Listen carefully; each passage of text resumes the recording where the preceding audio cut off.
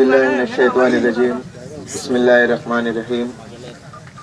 अस्सलामु अलैकुम वरहमतुल्लाहि वबरकातुहू। वालेकुम अस्सलाम वरहमतुल्लाहि वबरकातुहू। जवाब मेरे कानों तक नहीं पहुंचा मेरे। वालेकुम अस्सलाम वरहमतुल्लाहि। नारे की इज्जत रहनी चाहिए। कोई भाई यहाँ से लगा रहे, उसके पीछे दो चार लोग आवाज दे रहे, कोई इधर से लगा रहे, उसके पीछे दो चार लोग आवाज दे रहे। नारा एक साथ अगर लगे तो जरा कुर्सी भी कांपनी चाहिए अंदर है वालों।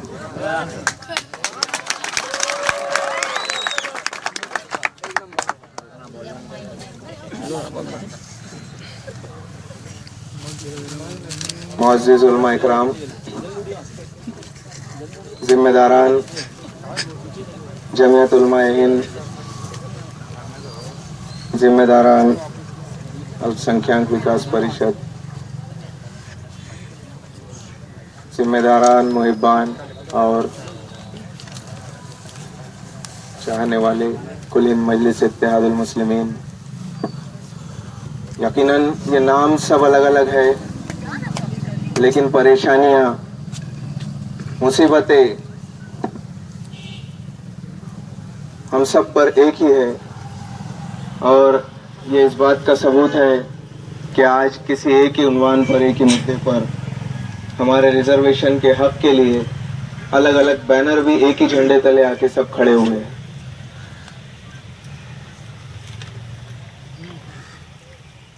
पिछले 65-66 सालों में आजादी से लेके आज तक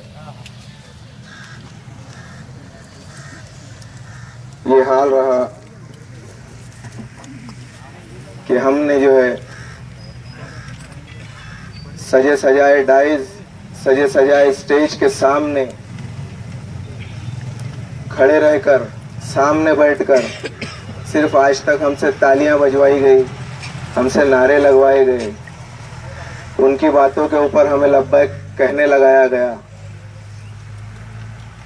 हमें ये भुला दिया गया कि अरे जबान हमारे मुंह में भी है, हमारी भी कुछ बातें हैं, हमारी भी कुछ परेशानियां, हमारी भी कुछ मजबूरियां हैं, हमारे भी कुछ हालात है जिससे हम दो चार हो रहे हैं। नहीं नहीं, अभी पहले हमारी सुनो, बाद में फिर तुम अपनी बताना। लेकिन कहा जाता है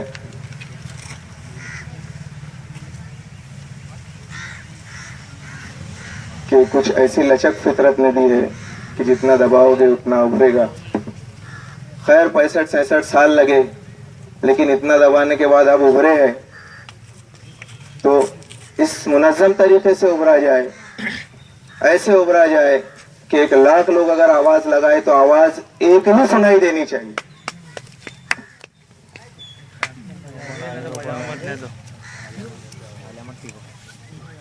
जब दस्तूर हमारा कायम किया गया, दस्तूर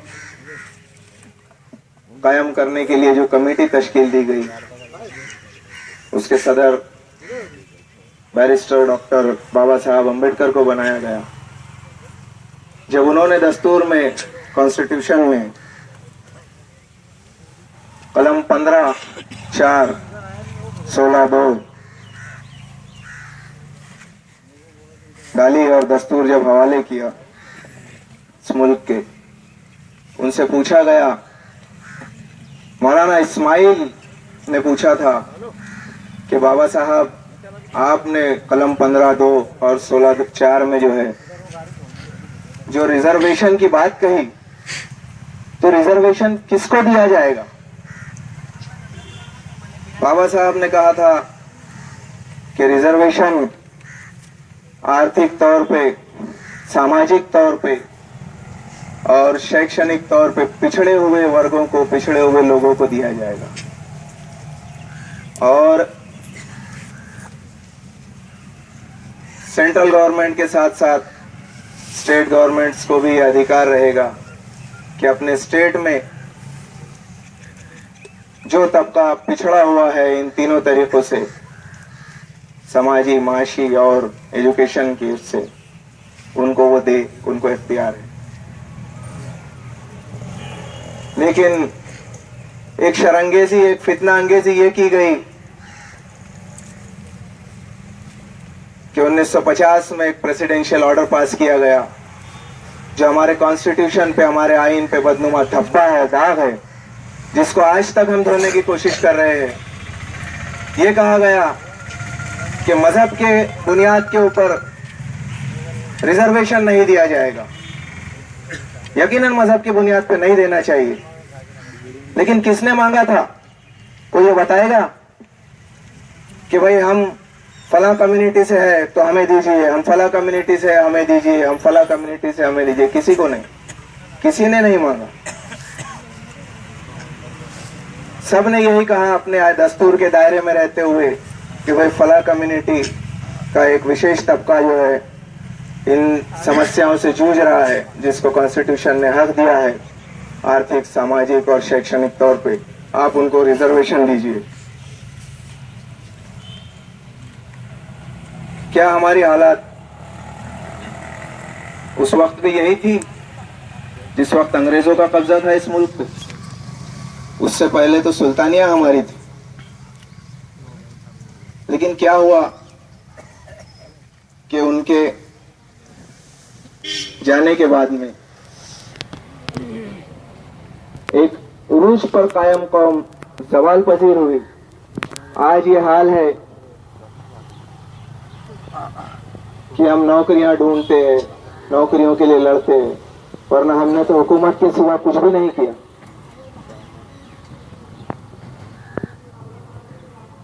दोस्तों,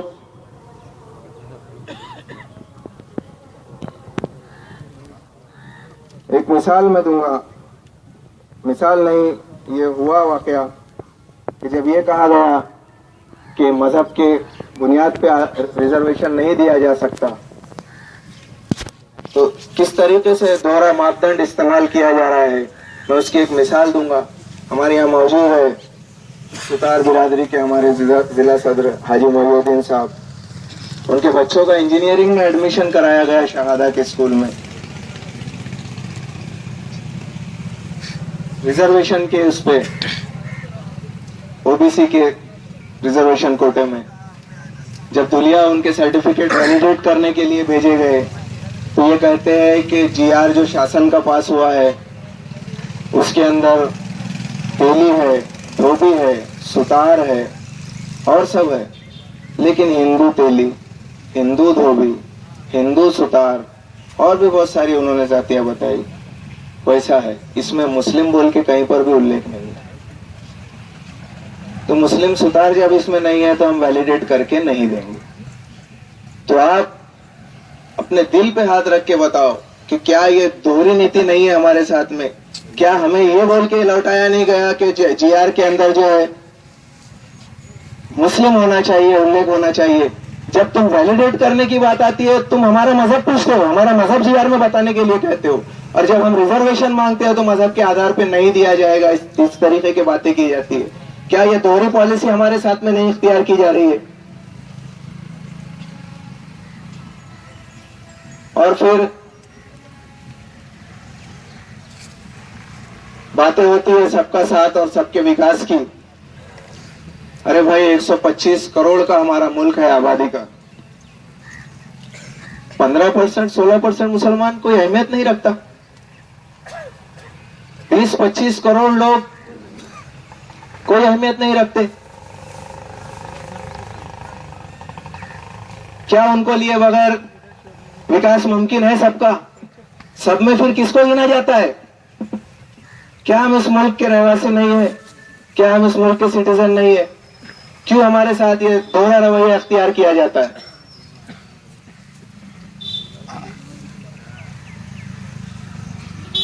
अगर हम रोड पे खड़े रह के चिल्लाते रहे तो यकीनन हमसे पहले मुकर्रिरीन ने कहा, ये कहा जाए पहले कि जमाई मत हो, डराया जाए, कानूनी कार्रवाई की जाए, ये किया जाए, वो किया जाए। यानी एक तरीके से ज़हनी तौर पे हमें कमजोर करके, लाचार करके तुम घरों में ही बैठे रहो, बाहर ना हो। अरे लेकिन कब तक?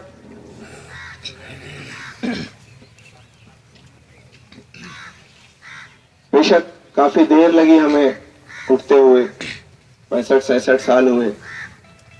कोई गवर्नमेंट रहो, कोई रहो, सिर्फ हमारे वोटों का इस्तेमाल किया गया, हमें इस्तेमाल किया गया और लॉलीपॉप दिए गए, चूसो और बैठो।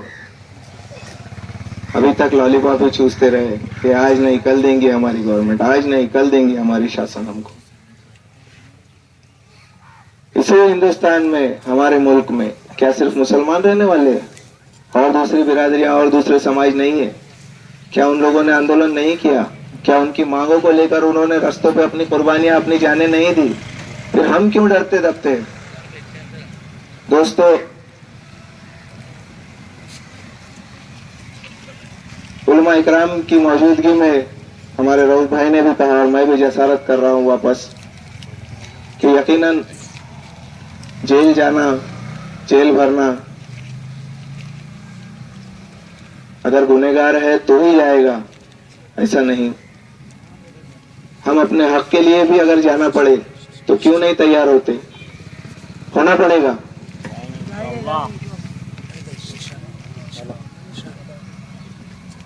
कुछ चंद बातें सरकार के ताल्लुक से जो हमको आज हमारे इस हाल पे पहुंचा दिया और फिर ऐन वक्त पे, इलेक्शनों के टाइम पे आते भिखारी हमारे दरवाजों पे, हम तुमको ये करके देंगे, हम तुमको वो करके देंगे।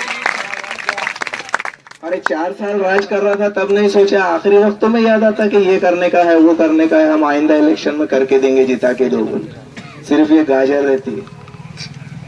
अब समझो इनकी गाजर और इनके लॉलीपॉप को। हमारे शासन ने 100 करोड़ रुपए मदरसों के डेवलपमेंट के लिए डिक्लेयर किए। बहुत अच्छी बात है। कुछ लोगों ने, हिमायतियों ने, कुछ चमचागिरी की पॉलिसी करने वालों ने बहुत वावेला किया, बहुत बड़ा काम गवर्नमेंट दे रही है, सबका विकास। देखो मुसलमानों को 100 करोड़ रुपए दिए। अरे मदरसों की तादाद तो पूछो वो गवर्नमेंट से पूरे हिंदुस्तान में कितनी है? अगर हिसाब लगाया जाए मदरसों का तो 100 करोड़ रुपए में से हर मदरसे को, मेरे दोस्तों, आप अंदाजा लगा सकते हैं कितना पैसा मिलेगा एक मदरसे को? कोई अंदाजा लगा के बता सकता है? 100 करोड़ रुपए ऑल ओवर द कंट्री दिया गया तो कितना पैसा एक मदरसे को मिल रहा है? सही कहा मेरे भाई ने, 15 रुपए एक मदरसे के हिस्से में आ रहा है।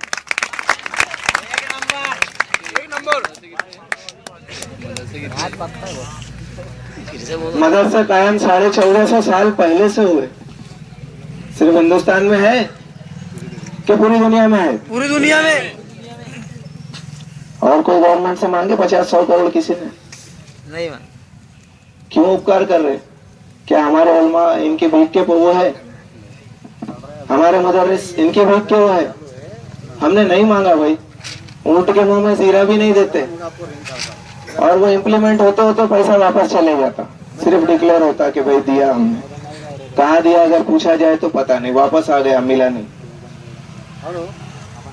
गवर्नमेंट की प्लानिंग कमीशन की रिपोर्ट है कि 12.5% ग्रामीण और 27.9% यानी करीब करीब 28% शहरी इलाकों में मुसलमान बीपीएल की जिंदगी गुजार।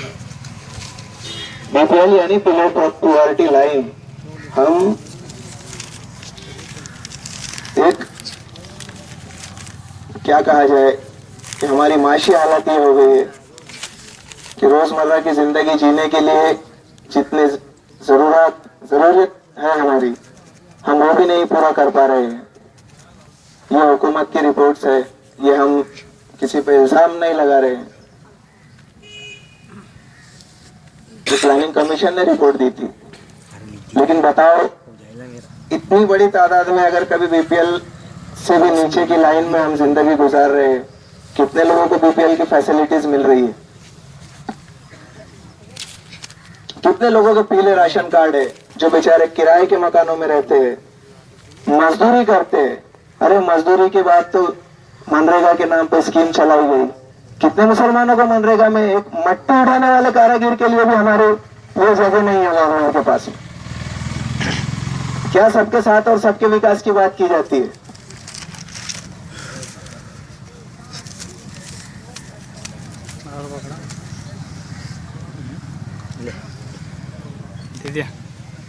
पढ़ाई का हाल ये है, ये हमारी माशी हालत बताया मैं। एजुकेशन का ये हाल है कि पूरे मुल्क से अगर 100 बच्चे ग्रेजुएट होते हैं, एक मिसाल दे रहा हूँ, 100 बच्चे, तो सिर्फ 3 मुस्लिम बच्चे होते हैं जो ग्रेजुएशन कर पाते। क्या हमारे बच्चे पढ़ना नहीं चाहते? क्या हमारा दिल नहीं है कि हमारा बच्चा भी पढ़े लिखे, कुछ एक समाज की मुख्य धारा में रहे, कुछ एक अच्छे मकाम, अच्छी पहुंच पे पहुंचे, अच्छी नौकरियों में उसका हिस्सा हो? क्यों नहीं दिया जाता हमें रिजर्वेशन? क्या हम यहाँ पर भी तुमसे मजहब की बुनियाद पे मांग रहे हैं कि मुसलमान है बोल के दो? अरे नहीं भाई, हमारी हालात आर्थिक तौर पर टूट चुके हैं, सामाजिक तौर पर हम बहुत पीछे रह चुके। एजुकेशन के अंदर हमारा ये हाल है कि 100 में से सिर्फ 3 बच्चे ग्रेजुएशन तक पहुंच पाते हैं। मनरेगा में बेरोजगारों को नौकरियां नहीं दी जाती, रोजगार के तौर पर मजदूरी तक के हमारे नाम नहीं लिखाए जाते मजदूरों में।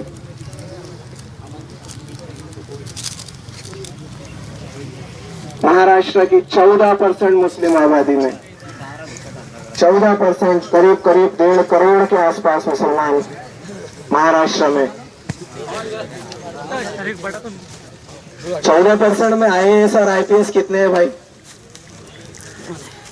हम एडमिनिस्ट्रेशन की बिल्डिंग के पास खड़े हैं, मेरे दावे हाथ पे SP साहब का ऑफिस है, बाएं हाथ पे कलेक्टर साहब का ऑफिस है। ये गवर्नमेंट के आंकड़े नेट से निकाल कर दिखा रहा हूं मैं सब। 14% मुस्लिम आबादी, 1.5 करोड़ की आबादी में IAS और IPS मुसलमान। पूरे महाराष्ट्र में एक भी IAS नहीं, IPS नहीं। 1,80,000 महाराष्ट्र में पुलिस फोर्स, क्लास 4 से लेके क्लास 1 अधिकारी तक 1,80,000। जरा कोई अंदाजा लगा के बताएंगे मुस्लिम समाज के कितने लोग हैं पुलिस डिपार्टमेंट, किसी भी पोस्ट पर? सिर्फ 1980 कितना परसेंटेज हुआ? क्यों नहीं देते रिजर्वेशन हमको?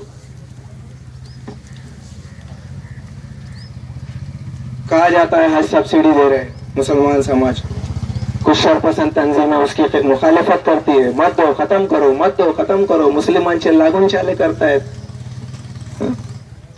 पता है आप लोगों को हज सब्सिडी क्या है? पता है? कई हाजी लोग बैठे हैं हमारे यहाँ पर, आपको पता है हज सब्सिडी क्या है?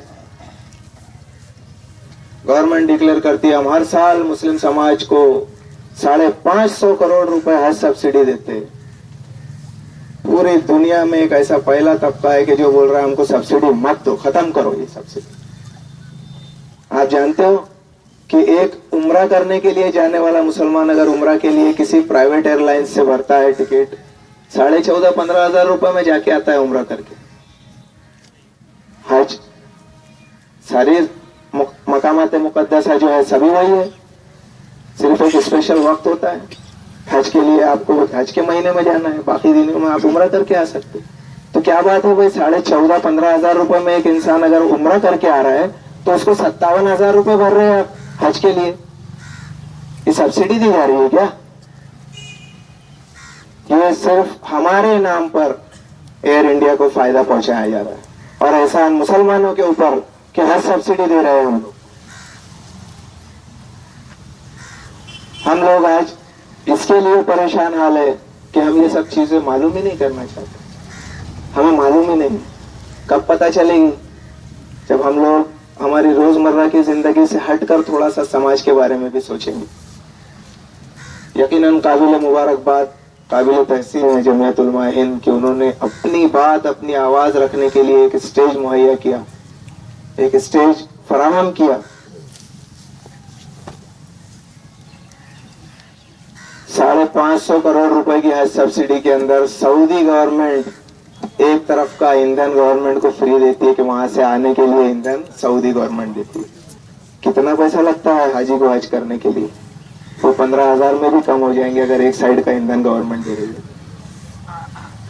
बेवकूफ बना के सिर्फ राजनीति की जा रही है हमारे साथ में।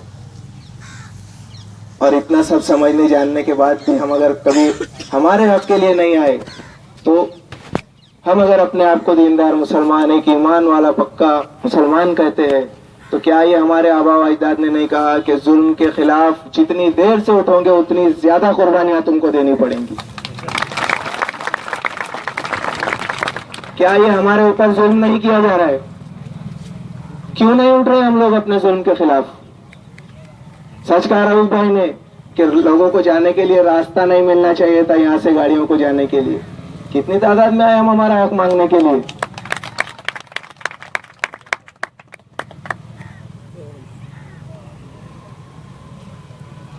ये हमारी हज सब्सिडी 550 रुपए कैंसल, 550 करोड़ रुपए की सब्सिडी कैंसल करो बोल के 100 करोड़ रुपए जो मदरसों के डेवलपमेंट के लिए, जो ऊंट के मुंह में जीरा देने की बात कर रहे हैं, हम बोल रहे हैं कि उसको कैंसिल करो। हमारे बच्चे पढ़ना चाहते हैं, आप उनकी तालीम में उनको स्कॉलरशिप दोगे, पैसा क्यों नहीं देते? जहां जरूरत है वहां नहीं दिया जाता, और जहां बताते वहां भी नहीं देते।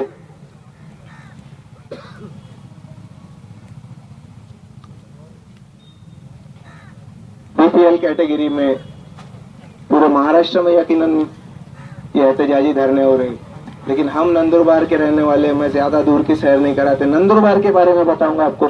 कितने मुसलमान जो बेचारे किराए के मकानों में रहते हैं, उनके कितने कार्ड बने हैं बीपीएल के। पीले कार्ड कितनों के पास है? Ration card. आपको मालूम है राजीव गांधी जीवन दायी योजना में अगर किसी के पास पीला कार्ड है, अगर उसको कोई बीमारी, परेशानी, तकलीफ आती, कई किस्म की बीमारियों का गवर्नमेंट ने लिस्ट बनाई कि अगर पीला कार्ड है आपको 2.5 लाख रुपए तक का उसके अंदर इलाज करके गवर्नमेंट अपनी तरफ से फ्री देती है। लेकिन डिक्लेयर होती है वो हमारे तक आती नहीं, हमको मालूम ही नहीं रहता। और हमारे भी जिम्मेदारान, हमारे लीडरानों की ये जिम्मेदारी है कि हम अपने आप को अगर कौम का बड़ा हम जिम्मेदार कह रहे हैं, फ्रंट पे रहने की अगर रफत भाई को आदत है, तो रफत भाई की ये जिम्मेदारी है कि अपने कौम के लिए, अपने उसके भले के लिए हमारी गवर्नमेंट, हमारा शासन जो हम पर मुसल्लत है, वो क्या स्कीम्स निकाल रही है मैं अपने लोगों तक पहुंचाऊं। सिर्फ दूसरों को दोष देना ही काफी नहीं है, अपने अंदर की कमियों को दूर करना भी जरूरी।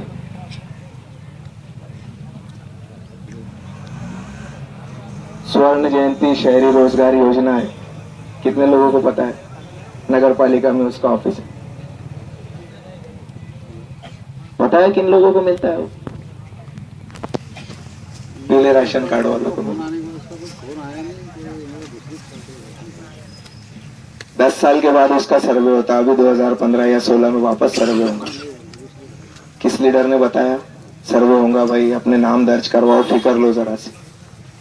मैं ये स्टेज मुहैया करने वालों का शुक्रिया अदा करता हूँ कि मुझे बोलने का मौका दिया। इसका फायदा लेते हुए मैं आप सबको बोल रहा हूँ, जाके और बाकी के लोगों को बोलो कि अगले साल या इस साल सर्वे होगा। स्वर्ण जयंती में जो लोग हकदार है उनको तो चोर लोग खा रहे, वहां बैठ के कर्जे उठा रहे। लोन मिलता स्वर्ण जयंती रोजगार योजना के अंदर आपको रोजगार छोटे मोटे शुरू करने के लिए 20% गवर्नमेंट उसको सब्सिडी देती, लेकिन हमारे तक आने ही नहीं देना चाहते, ये स्कीमें मालूम ही नहीं करने देना चाहते।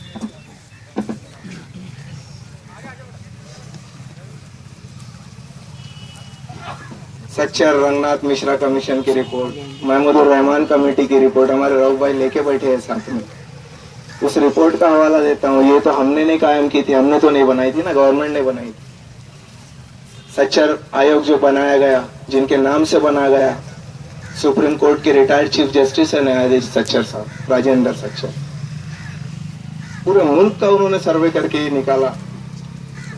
रंगनाथ मिश्रा ने निकाला, महमूदुर रहमान ने निकाला कि हिंदुस्तान में 35% से ज्यादा मुसलमानों में है, पूरे दूसरी आबादी में, मुस्लिम आबादी में 35% से ज्यादा मुसलमान किराए के घरों में रह रहे। रोज एहतजाजी धरने हो रहे, जलसे हो रहे कि हमको मकान दो। हजारों मकान बनाए जाते हैं, कितने मुसलमानों को दिए गए भाई?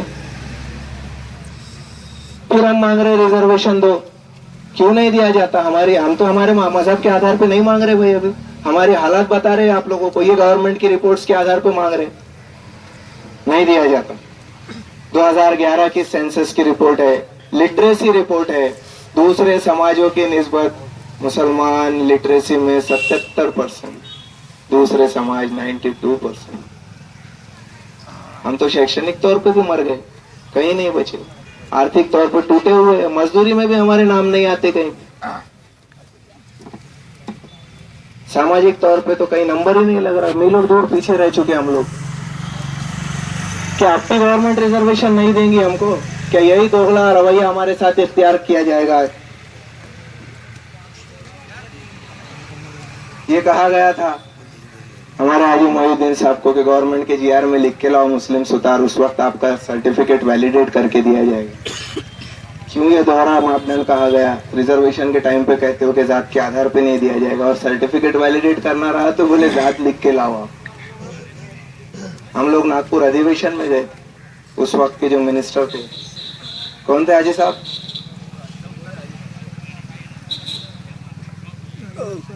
कौन थे मिनिस्टर?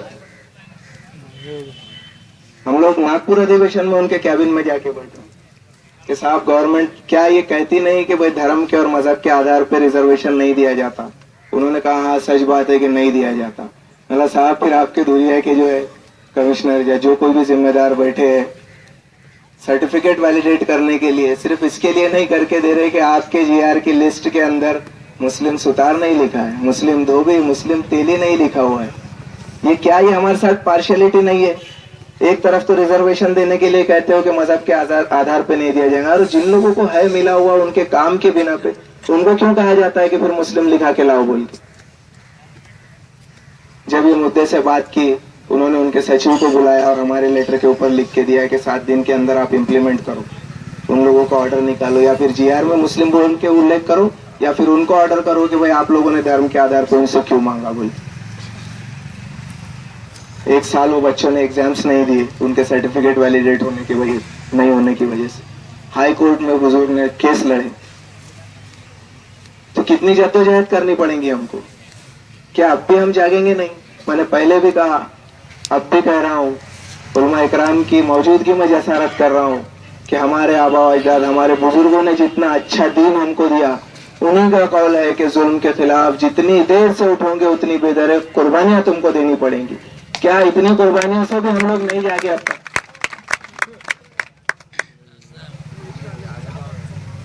मेरे दोस्तों, वक्त काफी मैं ले चुका और भी मुकर्रिरीन है। मैं ये सब चंद हक़ाइक़ बयान करके आप लोगों से बहुत कमजोर दिख रही मेरे को। विदा लूंगा। वाखिर दावाना अल्हम्दुलिल्लाह। नेट का रिचार्ज ले जा रहा था। हमारी मांगे